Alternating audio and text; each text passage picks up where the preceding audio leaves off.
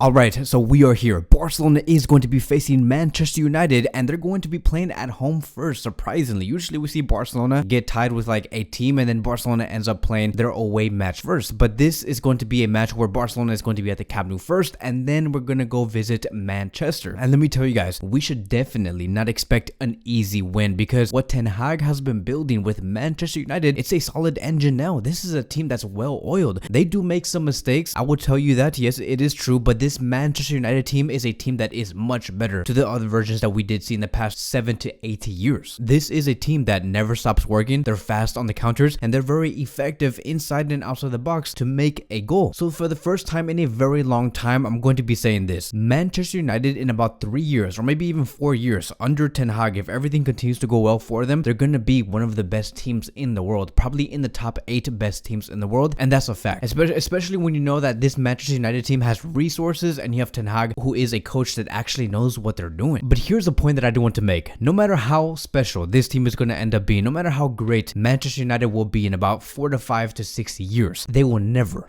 ever, my friends, ever, and I'm sorry to every Manchester United fan, but never in their lives be better and top this version of FC Barcelona. Not a chance. It won't be even close. The moment Barcelona and Manchester United face in about 24 hours, this is going to be a duel where we are going to be seeing a very even duel, but overall, when we look back in 10 years, Barcelona will be looked at as the superior one. This is also a Barcelona team that does carry the best players in the world. And at a very young age, you cannot say that about Manchester United. We also have a great tactician, which is Xavi Hernandez. And if a team wants to give 80% or 90% on the field, we'll give you 95%. If the opposition wants to give 100% on the field, we'll give you 110% effort. And that's a fact. We are the hardworking team. We are the most talented and we are going to win this game no matter what. So it's going to be a very interesting game. Like I have said, we will win, but it's not going to be easy. Even though this is a Europa League match, even though I think that this will be the most viewed match more than the majority of the Champions League matches, which is crazy for me to say, in the end, I expect Barcelona to win. I'm not going to allow this Barcelona team to say, because this is the Europa League, we're not going to be trying, we want to focus on La Liga. I don't want to see that, right? I don't want to see Barcelona bend over for Manchester United at all. Don't give any respect to Ten Hag or their players on the field, of course, not offside the field. Offside the field, they can do whatever they want. And if we look at the team form with these two clubs, you can see that Barcelona have won the past 5 matches. Manchester United, in their past 5 matches, they have won a total of 4, with 1 being tied against Leeds. So this is a great record for both clubs. Now, surprisingly, Manchester United do have more goals in the past 5 games compared to FC Barcelona, but Barcelona have better clean sheets compared to Manchester United, so they do have the superior defense. And it's surprising to see that Manchester United really know how to score. Now, yesterday it was said, according to Helena Condis, that Xavi had given a day off to the squad, but on that day, Ansu Fati was there, Jordi Alba was also there, Xavi was there, Sergio Roberto was there, and Eric Garcia, who were all there due to choice. And I expect this type of decision coming from these players because players like Ansu Fati, Alba, Sergio Roberto, and Eric Garcia do not start under Xavi Hernandez, and I think that that's the reason why they were there on their day off, is because they want to prove to Xavi that they are there to make a difference. And then you have Xavi, right? The most hardworking player in this Barcelona squad, of course, is going to be there. Even though I think that he should be getting some rest, of course, right? Xavi has elite mentality, and you cannot compare any youngster to this player, which is why you see him training on a day off. Now, I do want to get into 4 very important key points that we just have to discuss in this video. We have to. And this is going to be starting with point number 1. It does say here, according to Javi Miguel, Xavi will assign Ronald Araujo the duty of marking Marcus Rashford all game in Thursday's Europa League clash. This does not mean that Araujo will definitely play as right back, and that is because Rashford can also play in the center, which is very true, and let me speak about that in just a few seconds. But this also does confirm that anytime Barcelona is going to be facing like a very pacey player, that knows how to score, Araujo is the one that is being called up to take care of that player, very similar to what Xavi Hernandez did to Vinicius, sending Araujo only to him to take care of him, and Araujo has always been successful at doing that because this is a player that can bring a lot of physicality and a lot of speed. Even though he's like 6 feet, this guy is very, very fast, and we have seen that in the past 3 games. And this is also going to be a key player duel. Like, you better bet that this will be one of the duels that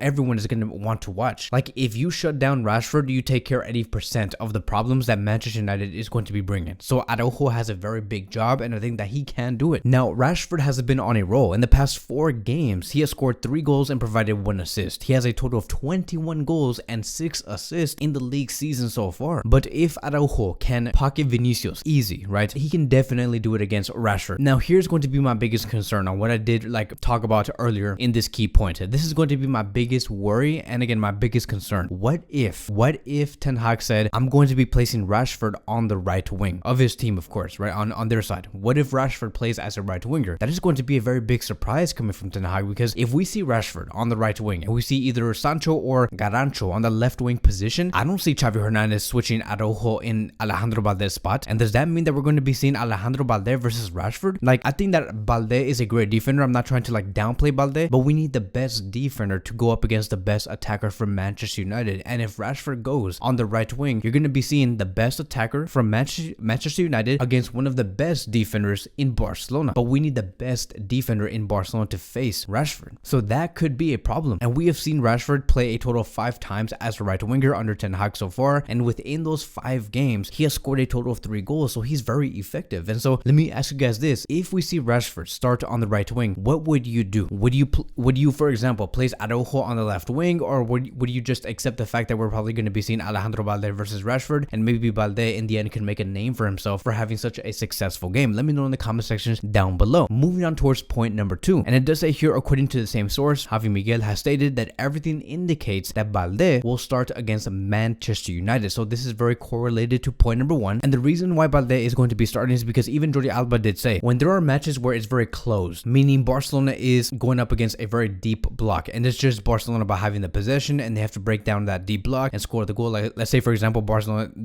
we have seen Barcelona do that against Osasuna, sometimes Elche, sometimes other teams like Valencia. It sometimes does happen. Jordi Alba is the one that is preferred to be used, but when it comes to very open matches, let's say for example Barcelona versus City, or Barcelona versus Bayern Munich, or maybe even Barcelona versus Real Madrid, sometimes they do play very open. That is where Alejandro Balde does get picked, because Balde flourishes when there is open play matches. Like when the opposition is pressing high and there's high lines, you want to place Balde there because you want to take advantage of those spaces that the team of the opposition is bringing. Which is why this reporter does assume that Balde will be starting against Manchester United, because this will be a very open match. I don't see Manchester United defending heavy at the Camp Nou and defending like on a 5-4-1 or something. And I'm going to be using Arsenal as a reference, because if this is going to be the case, if Manchester United are going to be attacking us and it's going to be open, again, I want to use Arsenal as a reference because Arsenal has taken advantage of this. And the reason why I want to reference Arsenal is because they're very similar to what Barcelona is. It's just that Barcelona is an upgraded version of whatever Arteta is bringing to Arsenal. But you can see that in the previous meeting between Arsenal and Manchester United, Arsenal were very good at knowing how to making the left back free, or bringing in occasions on the left wing of Arsenal to go on 2v1 situation where it left one of the right backs of Man U go up against 2 players against Arsenal. And you can see these pictures here. Clearly, this is exactly how Arsenal did end up scoring. It is because they isolated the left back so he can have enough time to make a cross into the box. And also Arteta managed away to go on 2v1 situation, which is how Arsenal were able to score those 3 goals. I do expect to see something very similar coming from Xavi Hernandez's FC Barcelona. Let's move on towards point number 3. And here's the thing, right? I have analyzed Manchester United a lot in the past 24 to 48 hours. They have had major problems building out from the back, from the defense. And one of the biggest examples was when United was playing against Leeds, and we saw Leeds front 3 go up against the back 3 of Manchester United. This is something that United like to do, is to build up with 3 center backs at the back. Very similar to like what Barcelona does, but Manchester United likes to build up with 3 men at the back. But the thing is though, is that they find it very hard to progress the ball forward when they have those 3 players, Lisandro Martinez, Varane, and also Dalot. And I think that if Barcelona can figure that out, if they see that they do have a lot of a really big tough time to carry out the ball from the back, and they try to find that midfielder in the middle, which is Fred, right? They do have Fred just staying there, being put right in front of those 3 defenders, which does form a 3-1-6. If Barcelona is very well aware of that, on how they set up and they block Fred and they also press the back 3, Barcelona can be very successful. Barcelona have already shown that they can do that. They can press a defense that does carry 3 players. We even saw this against Sevilla a couple of days ago. Now, can you imagine, let's say for example Varane makes a pass to someone like Fred, who is going to be waiting in the middle. We can always have players like Kessie and Frankie de Jong stealing the ball away from Fred, while you have players like Gavi, Lewandowski, and Rafinha pressing those 3 center backs at the back from Manchester United. So it's going to be a very interesting tactical game. I do expect, maybe, most likely, Ten Hag to change something, because it is a clear weakness. But Xavi Hernandez is going to be taking note of that. And moving on towards the last point, and this is going to be much more of a question, which will be point number 4, and that's going to be this. Do you expect Xavi Hernandez to do anything different against United? Like, seriously, do you guys think that there's going to be some sort of surprise in the lineup? Because because I don't know, like, should we expect Xavi Hernandez to be very predictable against this team? Because especially when you know that Ten Hag knows how to prepare for games very well, could Xavi change something? Could we see a change in formation? Could we see Ansu Fati starting on the left with Ferran Torres on the right side and Lewandowski in the middle, and then we have a midfield of Frenkie, Pedri, and Gavi? Could we see something different? Or should we expect to see Xavi Hernandez to do the exact same thing, which is to have Kessie and Frenkie in the double pivot position with Pedri and Gavi in more advanced areas, and then our front three being basically Alejandro Balde, which, you know, he does join the front three, and then we have Lewandowski and Rafinha on the right side, with our back three being Christensen, Koundé, and Ronald Araujo. So there is a lot to think about, and this is again the reason why this game is going to be so exciting, because I do expect to see both of these managers having tricks up their sleeves. So that is going to be wrapping up today's Barcelona pre-match preview against Manchester United. Thank you guys so much for watching, and I will see you guys in the next one.